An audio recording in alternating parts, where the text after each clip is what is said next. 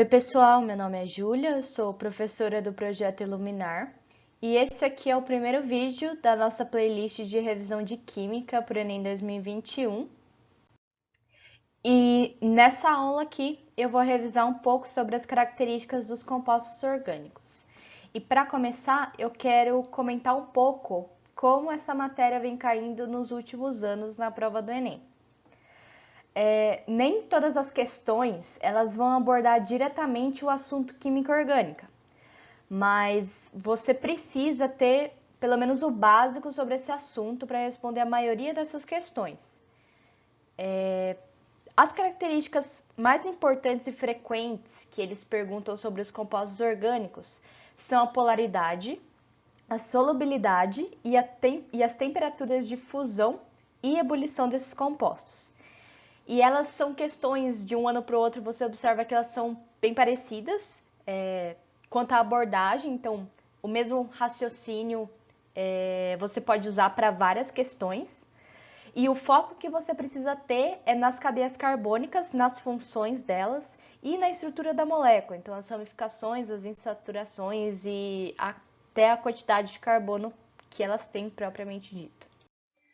Bom, quanto à polaridade dos compostos orgânicos, é mais comum a gente falar de polaridade na química inorgânica, porque geralmente eles vão te mostrar uma molécula e aí você determina qual é a geometria molecular dela e a partir da geometria você consegue determinar se ela é polar ou apolar. Mas na química orgânica, o principal que você precisa analisar é a classe do composto, então as funções que ele tem, a quantidade de carbonos, ou seja, o tamanho da cadeia e as suas ramificações. Em caso de hidrocarbonetos, quando você só tem compostos que tem carbono e hidrogênio, a regra básica é que quanto mais carbono você tiver, menos polar vai ser a molécula, porque o carbono, o elemento carbono, ele tem essa característica de determinar a polaridade na molécula. Mas a gente sabe que nem todo composto orgânico é um hidrocarboneto, né? Muitos têm a função álcool, tem a função aldeído. E essas funções, elas têm características polares, né? Até por questão das ligações intermoleculares, né? Quando você tem elementos bastante eletronegativos, como oxigênio, flúor, cloro, são formadas outros tipos de ligações intermoleculares e esses compostos, então, eles vão ganhar uma característica mais polar.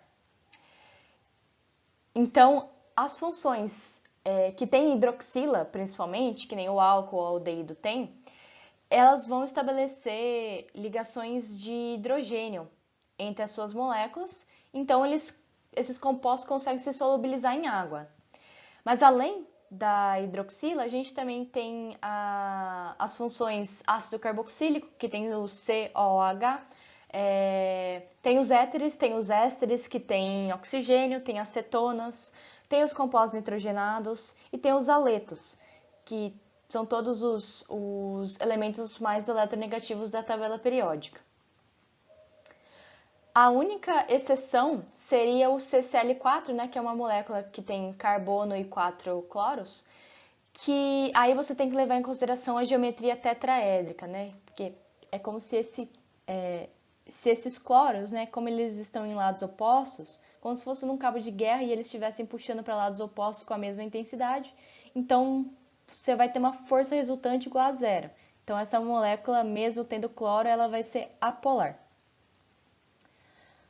Mas quando você observar longas cadeias carbônicas e tiver um OH, tiver uma função éter, tiver um aldeído, tiver uma acetona, todos esses compostos que têm elementos bastante eletronegativos, você pode conferir uma maior polaridade para essas moléculas.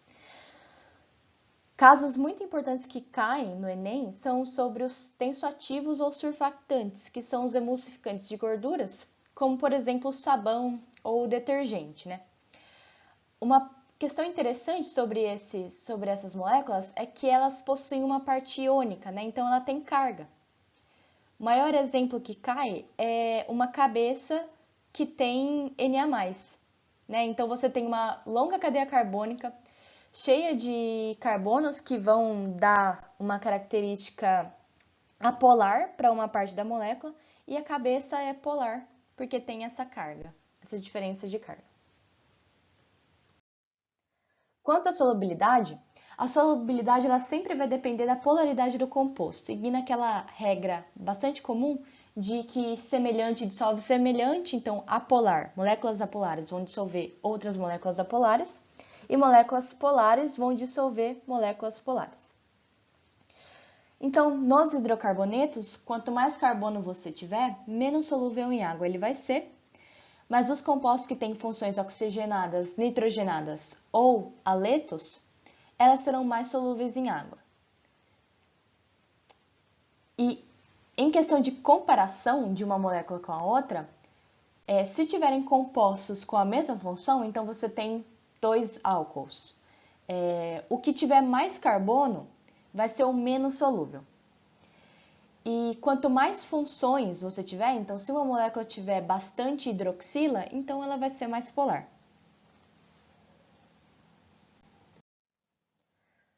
As temperaturas de fusão e ebulição, elas também vão depender do quão polar vai ser a molécula, por assim dizer, porque, em geral, os compostos orgânicos eles têm temperatura de fusão e ebulição mais baixa do que os inorgânicos, então se você comparar um sal orgânico com inorgânico, tipo o NaCl, pode ter certeza que o composto que é inorgânico ele vai ter uma temperatura de fusão e ebulição bem maior do que o composto orgânico. A regra para hidrocarbonetos é que quanto mais carbono, maior a temperatura de fusão e ebulição, porque quanto mais carbono, maior a massa do composto, então mais ligações intramoleculares ele vai ter, então maior será a temperatura de fusão e ebulição, quando comparado um hidrocarboneto com outro, né? Então, se tiver um hidrocarboneto com uma cadeia mais longa que o outro, então o de cadeia mais longa vai ter uma maior temperatura. Quando os compostos têm funções, sejam elas oxigenadas, nitrogenadas ou haletos, elas tendem a ter a temperatura de fusão e ebulição mais alta do que os hidrocarbonetos, porque os elementos flúor, oxigênio e nitrogênio, eles fazem aquelas ligações de hidrogênio com o hidrogênio de outras moléculas. Então, a regrinha é que quanto mais polar, maior será a temperatura de fusão e ebulição. E vocês podem observar aqui com o exemplo da glicerina comparada ao butano. A glicerina ela é um composto que ela tem várias funções hidroxila. E elas estabelecem ligações de hidrogênio com moléculas como a água. E a temperatura de ebulição da glicerina é 290 graus Celsius. Mas o butano, por ser um hidrocarboneto e só tiver carbono e hidrogênio na sua molécula, ele tem uma temperatura de ebulição extremamente baixa, que é 0 graus Celsius. Então, se você seguir essa regrinha, né, levando em conta a polaridade também da molécula e a quantidade de carbonos, você consegue resolver uma questão facilmente. Então, como primeiro exemplo aqui, eu coloquei essa questão do Enem 2016 para a gente resolver, que ela vai abordar justamente o caso dos tensoativos, que são aqueles emulsificantes de gorduras que estão bastante presentes no detergente e no sabão. Os tensoativos, então, a questão vai dizer que eles são compostos capazes de interagir com substâncias polares e apolares. A parte iônica dos tensoativos interage com substâncias polares e a parte lipofílica interage com as apolares. A estrutura orgânica de um tensoativo pode ser representada por... Então, aqui ele colocou uma fórmula estrutural de um tensoativo e depois embaixo um esqueminha, um desenho esquemático dessa molécula. Então, essa parte aqui é a cabeça, em preto, e a cauda é toda essa parte aqui da cadeia carbônica. E ele vai perguntar o seguinte: ao adicionar um tensoativo sobre a água, suas moléculas formam um arranjo ordenado. Esse arranjo é representado esquematicamente por... Então, você tem aqui vários becquerels, né? com água e várias disposições dessa molécula do tensoativo aqui. Para resolver essa questão, então, a gente precisa tirar algumas informações do texto. Ele diz que a parte iônica tem carga, então, obviamente, ela vai ser polar, né? Se tem carga, vai ser polar. E como a água é um composto polar, né? Ela é um solvente universal, a gente chama, a única parte do tensoativo que vai interagir com a água é justamente a parte iônica, que é a parte polar. Agora, a parte lipofílica, que é a parte da cadeia carbônica, ela só é solúvel em gordura, né? O enunciado diz que ela é uma parte lipofílica, que só interage com estruturas apolares. Então, ela vai querer fugir da água. Como ela é apolar, ela não se dissolve em polar, né? Lembrando que o semelhante dissolve semelhante. Então, a parte iônica, eu circulei aqui em azul, é essa parte que tem o COO, que tem um elétron livre, então uma carga negativa. E a parte apolar da molécula é toda a cadeia carbônica.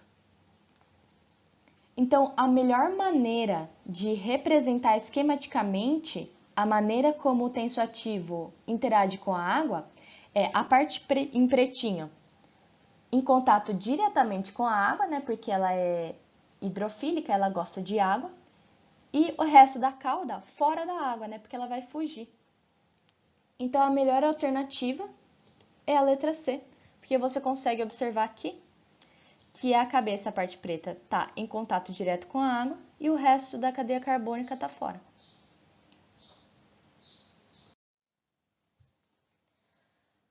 Nessa segunda questão, então, ela é do Enem 2017 e ela vai dizer que os polímeros são materiais amplamente utilizados na sociedade moderna, alguns deles na fabricação de embalagens e filmes plásticos, por exemplo.